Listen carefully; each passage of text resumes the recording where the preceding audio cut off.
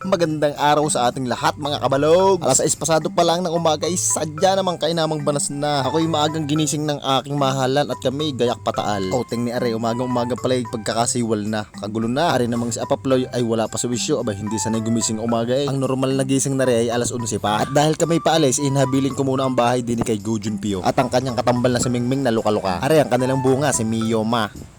O siya, handa na ba ang lahat? Ay ano pang hinihintay? Maraming salamat ho sa aming mga sponsor. Bago gumaor, outfit check. Ang unang rarampaho sa aming munting entablado ay ang aming bunso na si Megan. Pangarap ho niya maging doktor balang araw at kumain ng sangkatutak na bahaw. At ang susunod ho nararampa ay ang kapitapitagang speaker ng aming tahanan ay ilaw pala. Ang pangarap lang ho ng aking mahalan ay lumaki siya balang araw. At ang pangatlohong rarampa ay ang aking panganay na lagi na lang ang kapoy. Pangarap niya sana matupad. Ang pangatlo ho ay ang loko-loko sa Jollibee. Kung sakali hong makikita nyo rin sa kalsada, ay abot-abot nyo naman kahit padus-dos. Pambili lang, bilo. Awa nyo na. At dahil wala nang time para mag-almusal, ay susup-suping ko na lang ang spaghetti nasa plastic. Garni ako ng bata ay di kaya wala nang sipo. Ay ari na nga, dumating na ang banda puti na nangunguha ng bata. Balik kami din na tinagpo ng aking kuya at kami na may walang sasakyan kaya nag-commute na lang kami. Ari kilahin sana namin ng bike ni Chumane ay di kilay 8 daw ang gulo. O ay siya, ay samahan nyo kami at kami gagaor na. Balik kasama ko nga ang dalawang pamangkin at ang aking kuyang matagal kong hindi nakapili. Gala now, barik later. Balik ngayong araw ay pupuntahan ho namin ang makasaysayang bayan ng Taal. Siyempre din pa rin ho yan sa lalawigan ng napakagandang lalaki, Batangas. Ang biyahe namin mula Nasugbu ay aabutin lang ng 1.5 oras. Dadaanan muna namin ang bayan ng Tuwe, Bagos Balayan, Bagos Kalaka, tapos Lemere, tapos Taal na. Yo, nandun na nga kami. Baba na mga mamamaysan. Sa tunay ay hindi pa namin tukoy kung saan kami gagaor. Basta't kami bumaba na lang din sa may Jollibee ng Taal, ay di magtatanong-tanong na lang. Ang sabi ay kailangan doon namin mag-tricycle para makarating kami doon sa mga historical na bahayan at lumang simbahan ng Taal. Sa tunay lang, ang aking pamangkin na sa Alec ang gustong-gustong makarating sa mga garning lugar. Sa edad na 10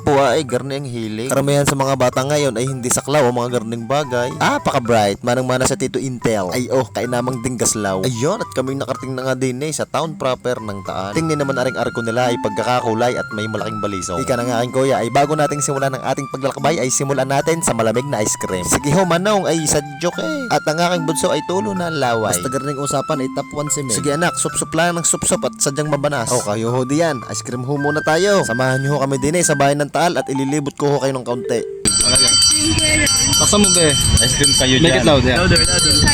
Kakapugi naman tendero ng ice cream. Ang una namin pinuntahan ay aring simbahan ng Taal. Sadyang dagsa agad ng tao din kaaga pa ay di agad kami pumasok nang masilayan ng loob. Sadyang nakakamangha ang simbahang are. Kung titignan mo lahat ng gamit din at ang pagkakagaway sadyang sinauna At dahil pumasok na ang Holy Week, kung mapapansin nyo sa lahat ng simbahan, ang lahat ng santo ay may taklo. Ay tingnan nyo naman aring kampanang are ay pagkakaantik na. Nakasulat din sa kampana ay 1855 nandini na sa simbahan ng Taal. Kakatagal na. Ay di pagkatapos sa simbahan ay gagaor naman kami sa mga lumang bahayan din sa Taal. Pagkakaganda ng lugar din para kaming nasa Italia. Sadyang hindi ka mauumay maglakad-lakad pag makikita mong lugar. Kaya kahit tiktik ang init ay ayos lang. Yun na, nakaramdam na ng pagod ng aking bunso. Pero sabi niya, okay lang dati, basta't may ice cream. Kuya, saan ho muna tayo? Sa pangatlong kanto at bibili muna tayo ng tapa. Iyan, aray talagang dinadayo din sa Taal. Okay mama na yan at tayo maglakad-lakad muna para walang bitbitin. Sa kalagitnaan ng aming paglalakad ay nakita namin ang mga garning lumang bahay. Isa dyan namang nakakamangha. Kung isipin mo, mga garning lumang bahay ay panahon pa ng mga lulu tansing ni Pandornab kamay ni Bridge of Chucky. Balik kami napatigil din sa isang galeriya. Titingnan natin kung anong meron sa loob nito. Alright, pasok na ang mga bata.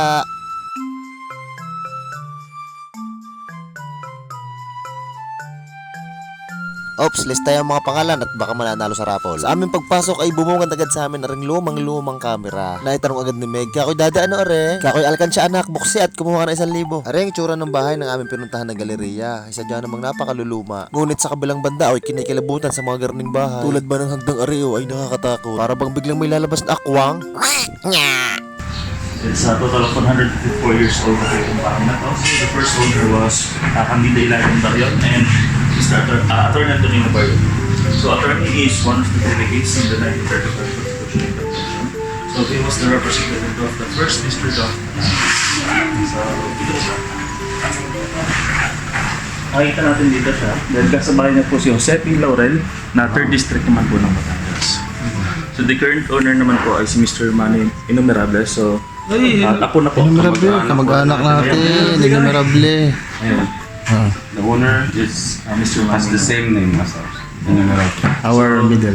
He's the grandson of Attorney Antonino Barrion and Candida Ilagan. So he's the current owner. And All those cameras here are his personal collections. Oh, wow. Ganda, no?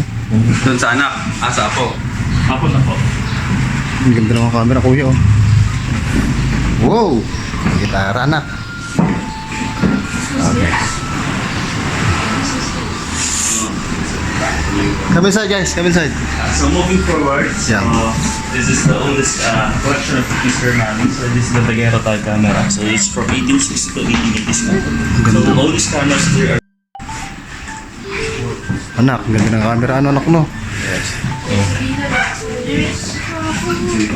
Nakatakot na. photos here. Ang So ganda, yung graphics nito, kitang-kita. Amin na, galing, no?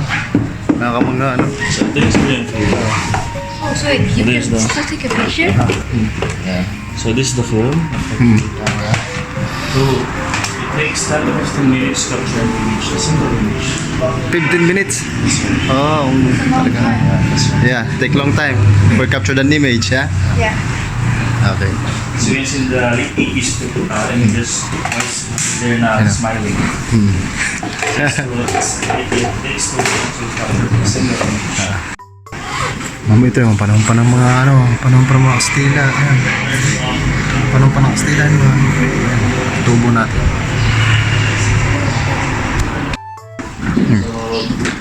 Like sa Nicolas.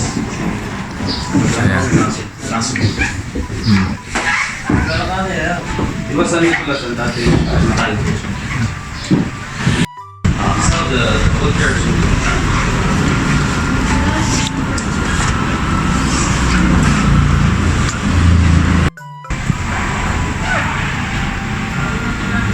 VR version.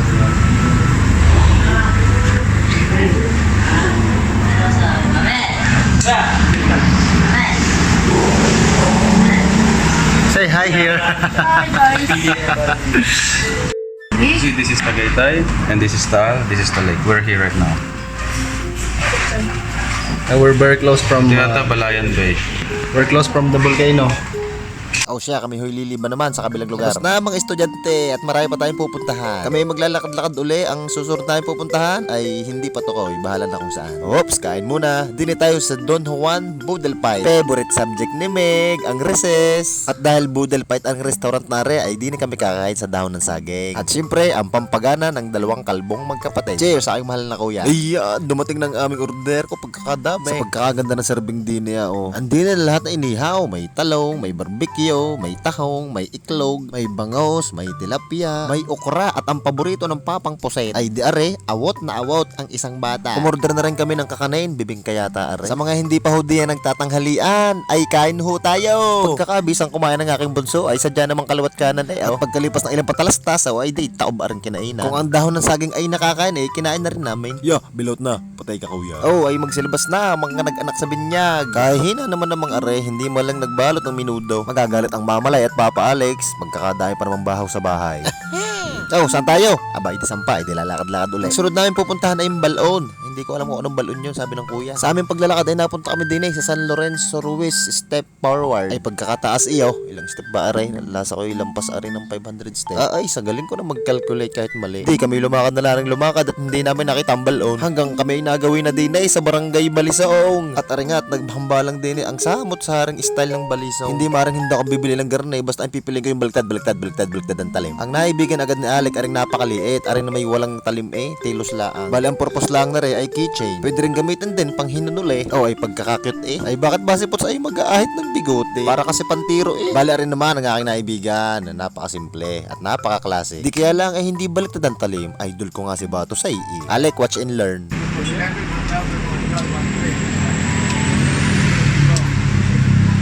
Ay manong, balutin are. Sa halagang 500 pesos ay may pangtalop ka na ng mangga. At ang naibigan ng kuya, aring balisong na nasa frame at ipang di-display daw nila sa bahay. Lagi sa kahon kuya at baka manabog. At matapos bumili ng balisong, ang aking kapatid ay nagyakag ng pauwi at sadya naman pagkakabanas. O siya, kami huy uuwi na. At salamat ho sa pagsama sa amin ngayong araw. See you next vlog. Bye-bye!